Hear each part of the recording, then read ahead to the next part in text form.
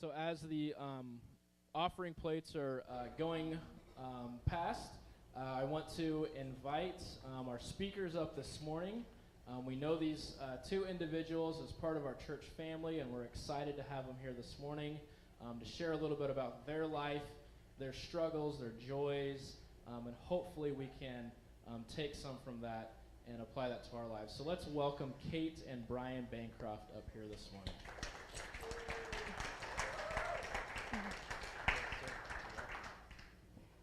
Good morning. How's everybody doing this morning? Oh, come on. Wow. I think y'all need to stand up. Where's Laura? Oh, if Laura was here, I'd make y'all do a burpee. But Laura's not here, so. Yeah, we're glad she's not here. So, Kate and I are kind of, all right, I'll say it, rigid. We like things nice and orderly, but that ain't happening today, okay? You're going to get the ramblings of a lunatic mind, and because we've started 3, 4 different sermons, if you will, and they get so far and they go, woo. So, here you are. You're going to get the ramblings of a lunatic mind. So what's going to happen is we're going to ask each other questions that we don't know. We kind of did this separately. I wrote a bunch of questions for her. She wrote a bunch of questions for me. And it's kind of interesting what she's come up with. So, so that's what's happening this morning. Yeah. What? Well, in the Bible, in Acts, one of my favorite spots in the Bible is Acts 3 and 4, and Peter and John have been thrown into prison, and now they're brought out in front of this huge crowd. They've been told to never, ever speak the name of Jesus again, and they're free to go. And their response is, we cannot help but speak what we've seen and heard. And we forget that we are called to share our testimony. I think we need to walk out of the comparison game and go, wow, look at them, and I'm not where they are. I'm not like them. Several years ago, in the midst of an extremely challenging time in our house, where I think Brian and I spent more time on our knees crying than we did standing upright and talking, in desperation for a breakthrough that we were under. I was up front for prayer, and I had someone come up to me and say, gosh, I so need prayer for my family, but yours is perfect, and you wouldn't understand. So I hope you take away from us today hope that in the chaos of your life, God is there. That in the season that you're in is temporary. There is joy on the other side, because we look back now after 30 years and go, wow, look at what God did through that. And some of the toughest times that we went through really brought us closer together and the greatest joy in our marriage. So, You ready? I am ready. All right, so let's get the big guy's help. Mm-hmm. Okay, so let's pray. Oh, Father, we just come before you and we give you thanks. We give you thanks for the opportunity to speak to your people. Lord, we ask that you fill us with your words. Mm-hmm. That this is not about us. No, Lord. All the glory is for you. Yes. That we have surrendered. Mm-hmm. So, Lord, let us always remember that we are your favorite.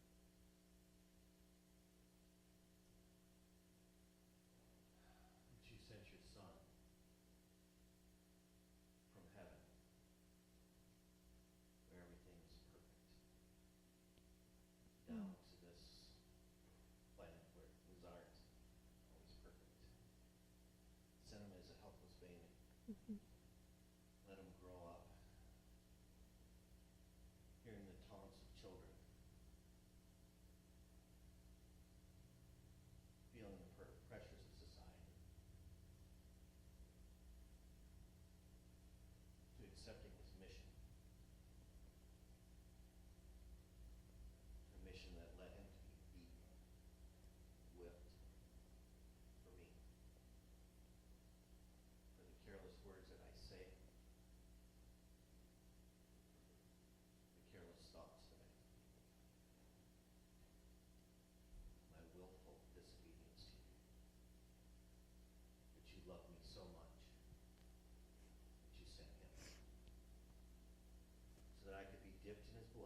Mhm. stand before you one day.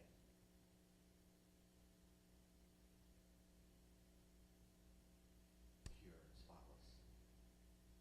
Well done. So that I can hopefully hear those words, well done, my good and faithful servant. Yes, Lord. So Yes, Lord, Lord. we ask you to give us those words, Yes, Lord. that you open the hearts, soften them, open ears to hear Mhm. of what your plans are. In your son's name we pray. Amen. Amen. Okay, ladies first, that's what I heard last service. Oh dear. It was so much fun going through questions to ask, and he'd say, "Ah, tell me your questions." I'm like, no, I want it to be a surprise. And I was really surprised by some of his questions first service. So I would tell you the plan at the end of first service. I'm like, look, I've got this other whole set of questions. I don't need to do anything for the first service questions. But I'm not sure that's going to be true, so you might get to hear a repeat. Give them more time to think about it. You ready? Sure. Okay. Oh, here's a good one. Great. When did you realize that you love me? How's that? That's a good place to start, isn't it? Don't we want to hear that from our husbands, ladies? Yes. When was the first time, When did you realize that you loved me? the first time or the second? Well, now you're going to have to answer that question, too. Well, see, Okay. we went out for 3 years, got engaged. Mm-hmm. She gave me a boot. I did. Yep. Gave me a boot. Yep. Said one day, "Oh, you're done." So, so when was the first time? Mhm. Wow. That would have been a long, long time ago. In a land far, far away. No, actually, it was in this galaxy, and I was probably at that school. Oh, the that green way. and white one? Yeah, the green and white one we Okay. talked about. Yeah, I was a Spartan, but they kicked me out, so on them. So there we go. Yeah, it's probably after we started dating, and we were at school. Yeah, we started conversing, and at the bottom of a letter, I said that, and I'm like, and I stopped and paused and went, yeah, that was it. So yeah, a long time ago, Okay. Cool. 100 years ago, and then you gave me the boot, Yeah, I did. and that took me about how long to get over you?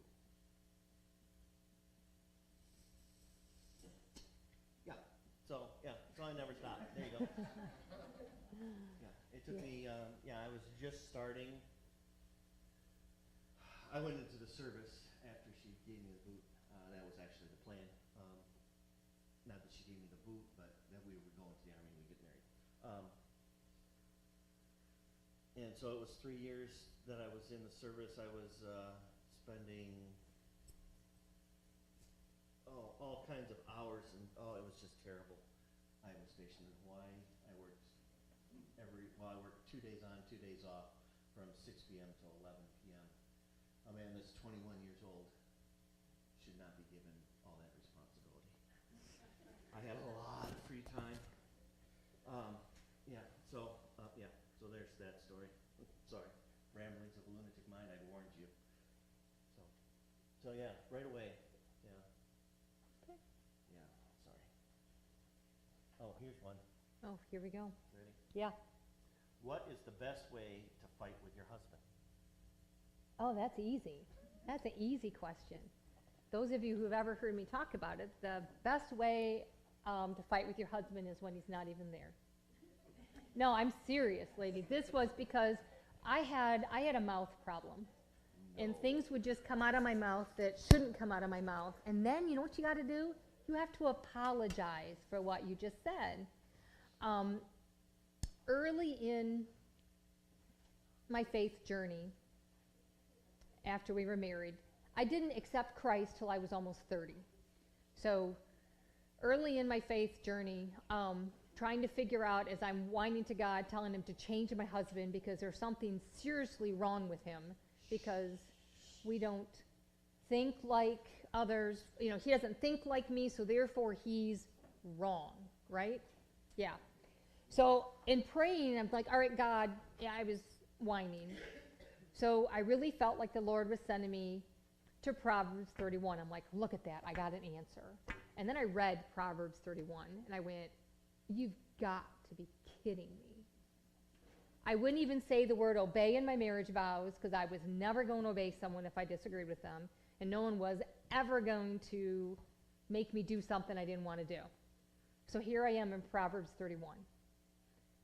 Literally, I sat in Proverbs 31 for 2 years, marinating basically on one verse. Was the heart of her husband safely trusts her. She will do him good and not evil through all of her days. So how does that work? So I had to learn how to fight with him so my mouth didn't get in the way. And I would argue and I would complain and I would yell about him to God when he wasn't home. Because usually it was over something stupid. And then I didn't have to apologize to him. I didn't have to eat the words. And God in his grace and mercy really taught me so much in that as to most of the things I was complaining about him about were really issues about me. So that was, for me, the best way to fight with you was when you weren't even home. I agree. You agree. You agree. You agree, you agree, you agree. That's good, I'm glad. Okay, so when talking about faith in God, you often say it's just meat and potatoes. Explain. Meat and potatoes. Meat and potatoes. That's what he Okay. says all the So- time, meat and potatoes. So how much time should I spend on, is the rapture going to come pre-trib, mid-trib, post-trib? My explanation is, I don't care. It's not meat and potatoes. I'm very simple, black and white, meat and potatoes. Right? How much time should I spend on when Christ is returning? My answer is none. He doesn't know. Why do I need to know? Why should I try to figure it out? It's not a salvation issue. It's not a big deal. I just got to know that it's going to happen. I know the rapture's coming. I know Jesus is Lord and he's alive. He is the Savior of my life.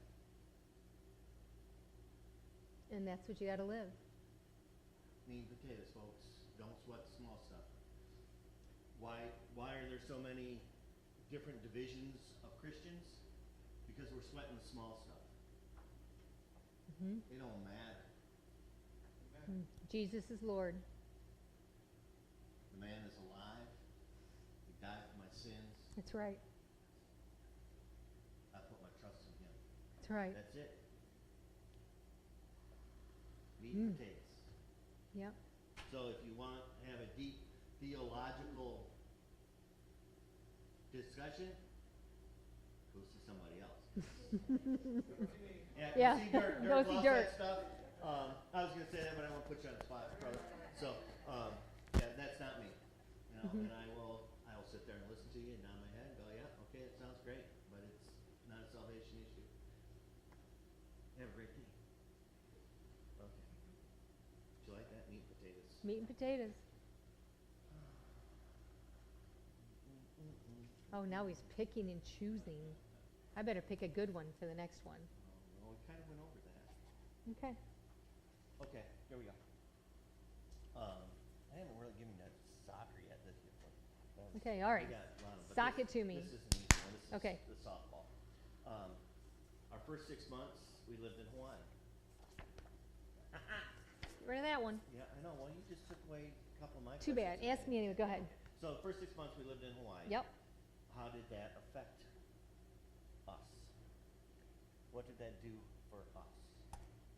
Actually, that was probably the best thing that could have happened to us, because it forced us into a situation that we had to figure it out, because I couldn't go run home to mom I guess I could call mom, but boy, almost 30 years ago, long distance was expensive. There's no texting, there's no email, there's nothing. It is me and him. And everyone that I meet are all his friends. So it was the best thing that could have happened, because it set us on a foundation that we had better figure out that this is it. That we better figure out how to live together, how to talk together, it was just, yeah, and the beach was pretty cool too, but yeah. Yes. So, Yes, there was. and the macadamia nut ice cream with a crushed fresh pineapple. Yes. Yeah. So yeah. Yeah. There was a definite leaving and cleaving. Yes. There was no running home to mama. No. Mm-mm. No. Nope. Okay, so what is your biggest challenge as a dad and as a husband? The gloves come off. Okay. Biggest challenge as a dad. Well, when they were little, the death glare worked. They'd be gone. Scary dad. But now, as they're older and understand that their dad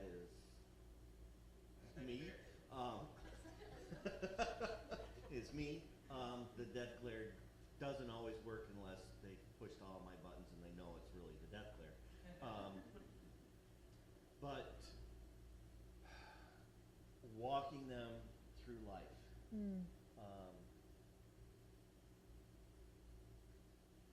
When they're little, stove's hot, don't touch it.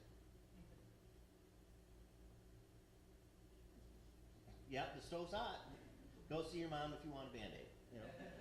The kinder, gentler Brian. Now that they're, baby girl's 24. Almost 25. Almost 25. You don't have that control anymore. Mm-hmm. You gotta let them go, and that's hard. Mm-hmm. You gotta watch them make mistakes. You can, if they want it, right? If they want it, right? They want your advice, then you can give it, but you can't be upset when they don't take it. And you can't say, told you so, because that doesn't lend them to come back and ask for their advice next time. Hopefully they've learned that mom and dad have gone through life, and it's better to experience somebody else's failure than going through the pain of that experience. That experience. Now, as a husband, because you're married to me, so. Right. The biggest challenge of being your husband is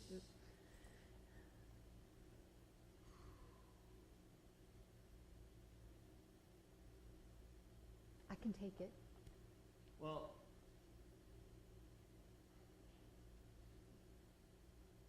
I'm a man, so this is not going to come out right.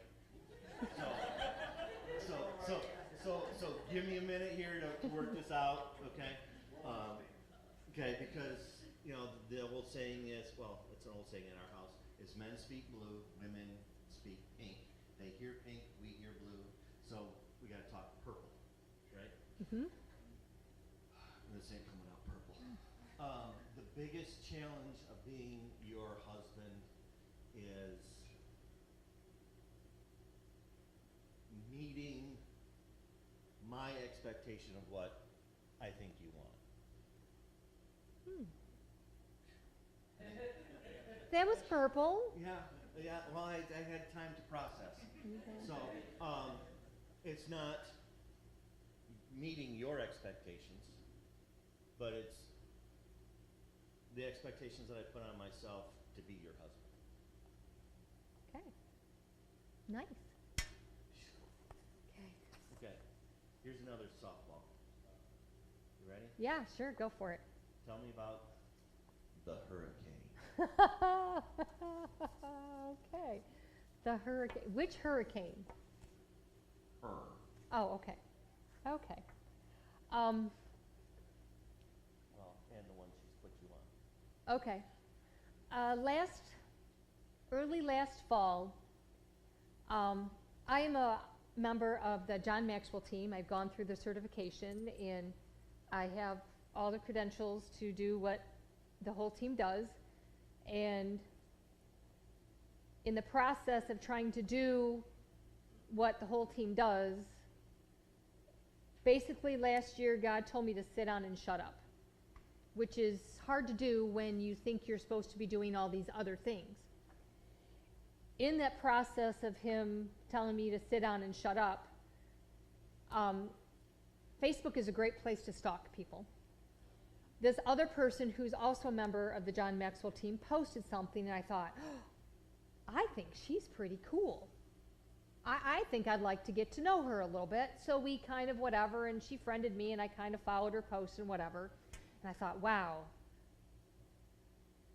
she'd be a great person to have in my life. But that won't happen because she does international training for realtors. I mean, in my eyes, she's like all this in a bag of chips, kind of thing. We do that to other people.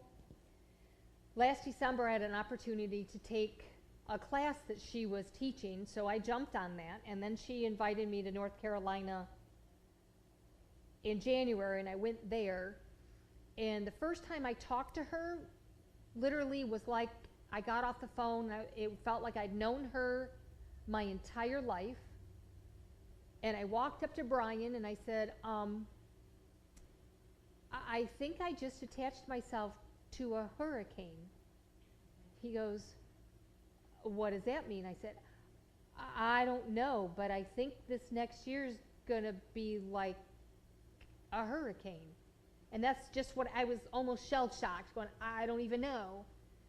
Because hurricanes, in my mind, I was like, they're so destructive. And I don't want you to take it as destructive, but hurricanes come and they blow down what's not built on solid ground, right? And then in the demolishing of what's not built on solid ground, guess what you get to do? You get to rebuild on solid ground. So in the process of this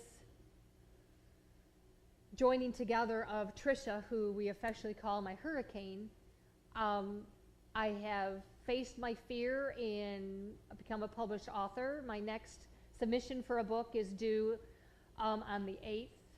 We have 2 outlines worked out for 2 ebooks, and I have a working title for a 3rd book.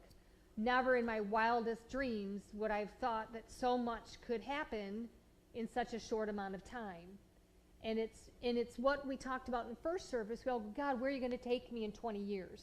And he doesn't show us because we're not ready to handle it.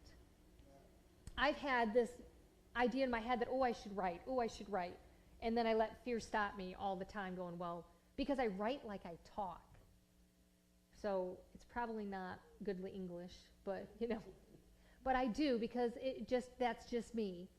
And when the editor read my submission, he said to me, which I thought was the biggest compliment, he said, Kate, I can hear your voice. I thought, well, then I did my job. And the hurricane, you never know who God is going to bring into your life. And again, it's for a reason, for a season, or for life. And you just never know. So when God brings someone to your life that you feel such connection and you just know that he's done it, you need to listen. Because they put him in your life. He puts him in your life for a reason. And she's awesome. So there you go. Oh, it's my turn. Sorry. Yes, sir. It's your turn. I'm like, ooh. Oh, where's the ones I asked earlier? I'm going to go there. Okay, hang on. Oh, at least I got a clue. Maybe not. Maybe not. No, I don't want that one. No, where is that? Okay, here we go.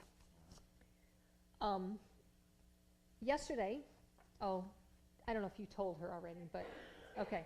Yesterday at the movies, you took Jonathan to the bathroom, Yeah.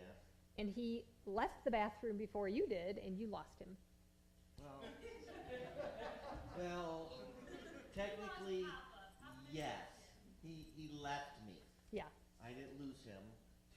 You left me. Okay, but in the second grade, Keegan was part of a Royal Rangers troop that met off-site from the church. They met at a school about 1.5 miles away from the church. His troop left him Yeah. at the school. Mhm. How did that impact you as a father, knowing that your son was gone? Well, you go,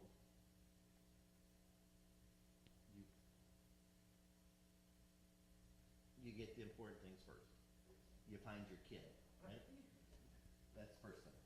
Once you find your kid, make sure that he's safe and sound. Then you make sure that you don't hurt people. And then Or make sure your wife right, doesn't that's hurt the next people. process is make sure that the mama bear doesn't hurt people. And then you sort out the problem and try to fix the problem.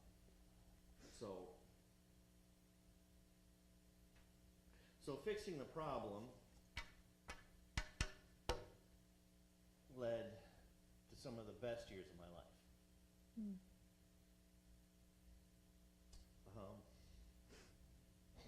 Just thinking of little boys. Yeah. I became the commander. And I had the privilege of watching little boys grow up. And we were here, and I don't know, we were here for a graduation party, and somebody from the old church knew these people and came and blew me away. He said, okay, I had boys from 4 to 6th grade, okay? We had a lot of fun. And ramblings of a lunatic mind, remember. And so the parents were here, and they blew me away because they said, my boys still talk about you. We didn't do anything. We had fun. Mm-hmm. But we impacted those boys for the rest of their lives. Mm-hmm. Give me a second. I'll get it together. You don't have to get together. One of my biggest things is mentoring. I always say you need a Paul, you need a Barnabas, you need a Timothy. Mm-hmm. You need a Paul to pull you along, to grow you deeper. You need a Barnabas to encourage you and keep you going. But you need to bring the next generation along. Mm-hmm. You know, God does that in our families. He gives us kids. Mm-hmm. But there's kids out there that need us. So I'm asking to be a mentor. To go out and find a Barnabas to keep you going strong. And find a Paul to pull you deeper, closer to Christ. Oh, wow. Good question. Well, it's my turn now. It's your turn. Oh, great. Okay, since we just talked about this, I'll ask you this one. Okay. In the #1 bestseller, Stepping into Courage, written by somebody at this table not named Brian, there was this, you shared the story of a softball game. Mm-hmm. And can you, what would you like to share about the careless words that we say? Mm-hmm.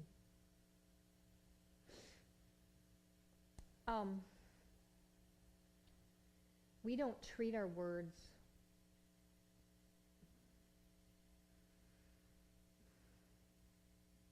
like they have the impact that they do. If you've read the story, if you haven't, I was playing softball and I got moved into catcher position, which I absolutely was no good at. for probably the umpteenth time, I've missed the ball and was running after the ball, and a woman in the stand said, well, that's good because she's chubby, she needs the exercise. And that started me on a path that truthfully, that still naggles at me today. I went home and I promptly decided, as I stepped on the scale, I picked out a number that I thought was the opposite of chubby, and I stopped eating. I battled anorexia, bulimia, binge eating for eons because what she triggered in me led me on that path. We say things to our kids that we would never say to another person. We say things to our spouses that we should never say. When I was in Kids Hope USA, it was always the last hour of the day, and as I was leaving, the lobby is full of parents waiting for their children. I would hear them say, I'm here to pick up my monster. Oh, my little brat is coming down the hallway. And I just wanted to stop and shake them. How dare you put that label on them? Do you know if you tell your child they're stupid, they're going to believe it? If you tell your daughter, gosh, don't wear that, you look kind of fat in that, do you know they're going to? We have to be so careful. And this tells us at the end of our time, we're going to stand in front of him and give an account for every word that we say. And I know I'm going to be in front of him a long time because I've said some things that aren't good. It's like the tube of toothpaste. I think we've all heard that. Squeeze out the tube of toothpaste completely and then ask a child to put the toothpaste back in. And it's not possible. And our words are the same. We can't take them back. We have to choose wisely. And as a parent, one of the best things you can do for your child when you say something wrong is to apologize. You have to apologize. Say, oh, wow, that wasn't right. I'm sorry. And it's not a sign of weakness. It's showing them how to be the adult that you're raising them to be. Yeah. Words. You got some for me? Oh, probably not, but I do. I don't know where all my cards went. I think you hid some of them. I threw 'em away. Did you? That's awesome. I didn't like them. You didn't like them? All right. Just like Gibbs in the show NCIS has a set of rules, so did we. Mm-hmm. So what are they, and how do they come about? Kids don't get a vote. Okay? They get a say. They don't get a vote. Okay? So, where do you want to go to dinner? I want to go to McDonald's. I'm not going to McDonald's. Out. Right? This one's for Tori. If I can't see you, you're wrong. That girl would disappear. Gone. In an instant. So, she thought she was so cool. She had this big, thick, purple shoelace with a big jingle bell on the bottom of it. She was hot stuff. But that was, we didn't know where she was, and she would jingle when she did. So, yeah, kids don't get a vote. I can't see you're wrong. If it's not yours, Don't touch it.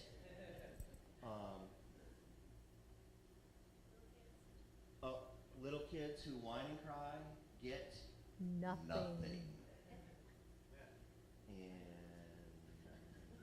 Yes, Mama. oh, and this is my wife's favorite one.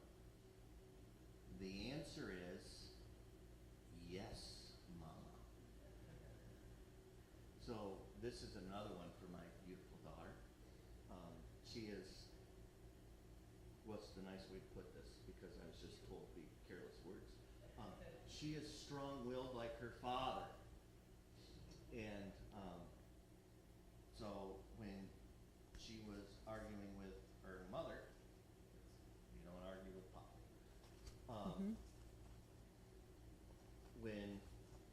it came down to it and there was no more arguing, Kate would say, the answer is yes, Mama. And Tori would go, yes, Mama. So those are our 5 rules. Yep. Okay, and what was the question? I don't know. that was the question. What are our rules? There you go. What are our rules? Yeah. How did they come about? Just because it made my life easier. You know? Yeah, it's all about You know, making our you know, life easier. He's touching my stuff. He's got this. Okay, rule. If it's not yours, don't touch it. See, meat and potatoes, remember? Simple. Mm-hmm. Make my life easier. Yeah. That's how they came along. Was that the question? Sure. Okay. That's good. Okay. Oh, Repeat. dear. Yeah, Okay. this is a good one. Remember? You liked this one last time. Oh, I did. It made me cry. Yes, it did. Chuck Swindoll says in his book on David that winning victories is a memorable experience. We are to remember the victories of our past to share our lion and bear stories, Mm-hmm. our Goliath victories. Mm-hmm. Share with us a Goliath victory.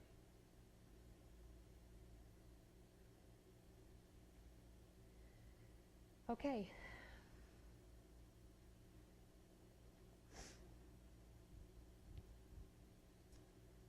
Tori was a surprise because I was moving up the ladder in the company that I worked for, and I was set to have my own center. So we were moving along. But at 11 weeks, I started to spot and I started to cramp. And all of you women know that's not a good thing. We went to the doctor and they ran an ultrasound. And the doctor looked at us and said, look, you're going to lose this baby. So what we need to do is go in, have an abortion, and we can go in and we can fix the problems that you're having. And then you can attempt to have another one. We sat there and looked at the doctor and said, no. Because at 19, we had made that choice once out of convenience for us and living for the world. We made that choice to have an abortion. And we stood there and said, no. If God chooses to take this baby, then it's his choice and not ours. So she looked at us and said, well, you're going to lose the baby. We said, okay. We were really very new in our faith in Jesus Christ. So in the time of pregnancy, I mean, it was one thing after another kept going wrong with me. And the doctor kept saying, we have to get you to 32 weeks. 32 weeks is the sweet spot. At 32 weeks, we can take the baby. We said, okay. I think at one point I was at the doctor's every 2 weeks with an ultrasound looking at things. And the doctor kept saying, you got to get to 32 weeks. You got to get to 32 weeks. We named her before she was ever born because we needed to pray specifically for her. With, I think we had a series of like 10 ultrasounds. You're pretty sure that, you know, it's a girl or a boy at that point, you know. So much so the doctor was so sure we would never make it. We scheduled a C-section because of the problems I was having. I was never going to have it any other way but C-section. And we scheduled it at 39 weeks. The doctor actually forgot about the appointment, never expecting us to make it all the way there. But we did. We did. With a 2-year-old running around like a madman in my home, not allowing to even push the grocery cart or lifting anything more than 5 pounds, we made it all the way through. Remember being in the hospital waiting for the doctor to show up And the nurse freaking out because I'm in labor, and we're both like, I've been in labor forever. You know, I mean, labor started at 22 weeks. It's only by, I have no idea why God did what he did. I don't know why. I've had people go, well, why did you keep her when I lost mine? I have no idea. I have no answers for that. All I know is that he used that whole experience to teach us to absolutely be on our face and rely on God for every single thing. And to celebrate today, I'm still pregnant. Today, I still have a little girl. Today. Yeah. Today. And I still have her today. Oh, it's my turn. I forget this whole turn thing. Wow. Whew, okay. All right, where is that one I wanted to ask you? I can't even find it. Okay, so you were raised in a very large, tight-knit, extended family. You guys did all kinds of things together all the time. How did that shape your view of how our family should be? Meat and potatoes? Yeah, meat and potatoes. Meat and potatoes. That's the way it's going to be. Well, then I get to ask you another one. A short answer, I'm asking you another one. In the first service, if you've ever watched My Big Fat Greek Wedding, okay,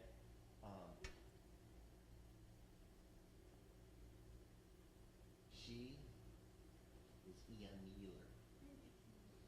Her family's like toast, dry toast, no jam, no butter, no nothing, dry. Okay. My family is the Meopolises or whatever the heck their name is. We're always getting together. Okay. Always. Always. When I'm the baby of the family. My mom's the baby of that generation, so I'm the baby of the baby. And we would get together every weekend. Mm-hmm. Every weekend. I'm the baby. I got spoiled. It was awesome. But anyway, still am. It's cool. Ramblings, a little different. So that's the way it always was. We get together Christmas, Easter, Thanksgiving, yeah. And, you know, Because it's Sunday. because it's Sunday. Mm-hmm. We're going out to the lake today. My folks' cottage. It's Sunday. We're going to the lake. Mm-hmm. Because That's what you we do. Mm-hmm. Yeah. So, and then we have the Muellers. Yeah. There was 5 girls to basically to 2 only children. My Mhm. father-in-law's got a brother, but he lives in Seattle, so they never saw him. And my mother-in-law was an only child. You know, her parents would come down. They lived in Grand Blanc. Mm. No, they lived in Fenton, whatever. They live in Fenton, it's right next door. Anyway, they would drive the hour here, spend 10 minutes, and leave. 10 minutes. An hour, basically, is what they would spend. 10 minutes. 10 minutes, whatever. They were here and they were gone. Mm-hmm. Okay? And Kate shared, you know, at Christmas time, there's 50 of us, and we start with the youngest, and they get to open up their present. And then the next one opens up their present. And the next one opens up their present. So it takes, and he had a bunch of presents, right? So it takes a little while to get through there. Well, the Muellers, they'd get a gift, they open it up all at once. Bloop! And I'm like, I was sitting there with Christmas, I'm like, you're all opening up now. How do I see what you have? You know? Yeah. His family was overwhelming. My first Christmas there, he's like, come over for Christmas. Like, oh, okay, it'll be awesome. And these people just kept coming. And everyone who walked in the door would give me a hug. And I'm like, what are they doing? You know, I mean, we don't hug. You know, that's not what we do. And they just kept coming. And then Dad would say, gosh, I'm thirsty. And Mom would pop up and run over and get him something to drink. I'm like, what is wrong with that man? I remember looking at him going, is your dad sick? And he's like, no. I'm like, can't he get his own drink? Well, he doesn't have to. I'm like, what's wrong with these people? It was so different. Yeah. Yeah. But now I am one, so there you go. It's awesome. Yes. Okay, it's your turn. My turn. It is. Ta-da-ta-da! Oh, here. Oh, dear. What does feed my people mean to you? Mm. Feed my people. It is a line that we heard when we moved to where we are now. We had been directed by God to move. We were living in Whitmore Lake, going to church in Brighton, and we moved out here, and I thought, I don't want to leave my church. And we didn't. But what we kept getting was, we're here in this place to feed my people. And not knowing what it looked like, and not having the maturity to wait on God to figure out what it looks like, we just kind of rushed in and said, well, this is what it looks like, so let's do this. And we did many, many things. And it goes back to the maturity of going, okay, God will plant a seed in you, but all of this time is needed of the growth to bring it to fruition. And to me, to feed his people is to proclaim his goodness, to proclaim the fact that he is returning for his pure, spotless bride, and we are called to be that we are called to surrender everything to him and walk for him, and to not be ashamed to tell the person next to you the hope that you have in him, to be gracious to those around us who make mistakes and to love them unconditionally, to be willing to bring people into your home that aren't part of your family and to love on them like they are family, to love and to spread his love unconditionally, unashamedly, and let him work in you so you can, because we're called, it says that the evil is overcome by the blood of the Lamb and our word of our testimony. And that's how we feed people. That's how people's lives are impacted. That's how the mother who's freaking out with 3 young children going, I'm just going to hang myself from the ceiling fan and turn it on high because I can't take any more, bumps into someone like me who said, honey, I've been there, I've done that, and I'm here to tell you it's okay. That's how we as a body grow and strengthen each other. But the world keeps us isolated because we've allowed it to. And shame on us. We need to break that. Go, you know what? We need to hang out because what the Marshalls are going through right now, they should never, ever walk alone. Ever. Because it's hard. And we're here to tell you, going through what you're going through absolutely stinks. Absolutely stinks. But we're also here to tell you that we've come out on the other side and that you're going to be okay. And that's what you need to hear. And that's what our testimony is to say, Liz, you know, it's okay, you work and you've got a young son and you pour into that. It's good, you're going to do it. It's okay, you know, that you face rough times, that, you know, it's okay because there's someone in the body who knows what you're going through, who can say, you know what, I've been there, and this is how Jesus walked us through this. Doesn't mean it's going to be easy. It doesn't mean you're going to come out smelling like roses, but it means you're going to come out on the other side with a greater, deeper understanding and love for Jesus Christ. And that's why we go through everything we go through. And that truly is what feeding people is all about, is our testimony. Oh, it's my turn. Gosh, I'm so bad at this. Okay. It's Sunday morning, middle of the summer, 5:30. What was your favorite thing we did during the summer on a Sunday morning when we'd leave the house at 5:30? My favorite thing? Yes. Getting back home. So how did you like being a horse show dad? Yeah, that's what it's all about. It's about a horse show dad. Mhm. Wow. It was, wow. Okay.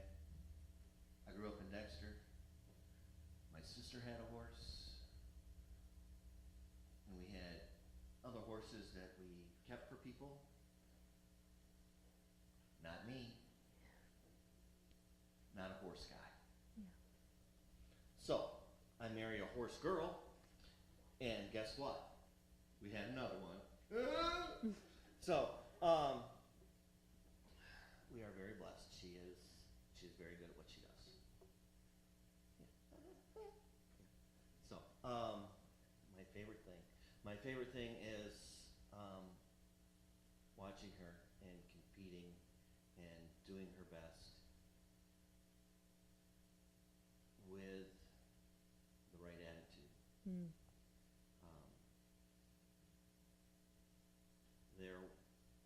There are horse show kids that don't treat their parents very nicely, and there are horse show parents that don't treat their kids very nicely. Mhm. And we made it clear that if she treated us like that, we would be packing up and going home.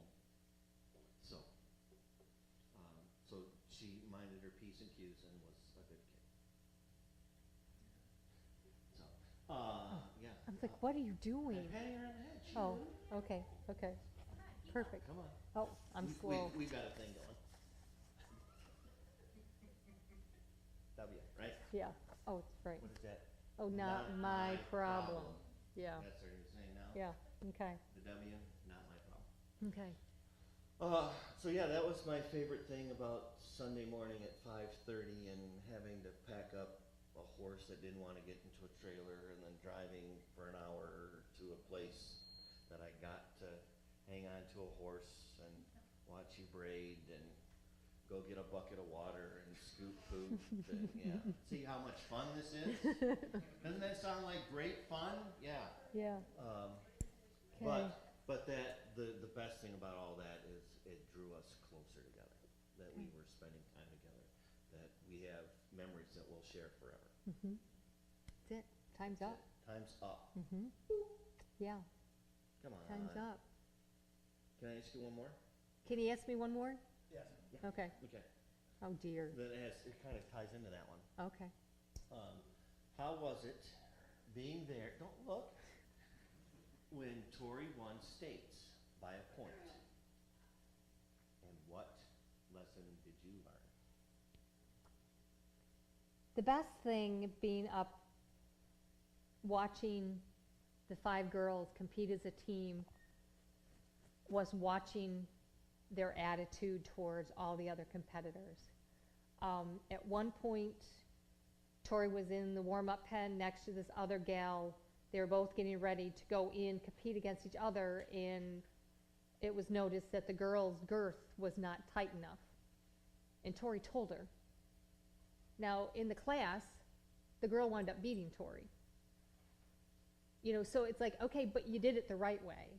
So, and I watched them continually do things with honor, to treat every other person there with respect, to come out of the ring and go, oh, man, I really thought I had that class. Okay, what's my next one? And that was the coolest thing. We were watching them, and one of the dads was keeping score. And the team that was in number 1 spot was not competing in this last class. So he's crunching numbers, going, okay, if we do this and this, we got a chance. Tori goes in, they have a massive collision, I about puke. But they come back and they manage to go in and gather 1 point, enough to go into the finals. And they won by 1 point.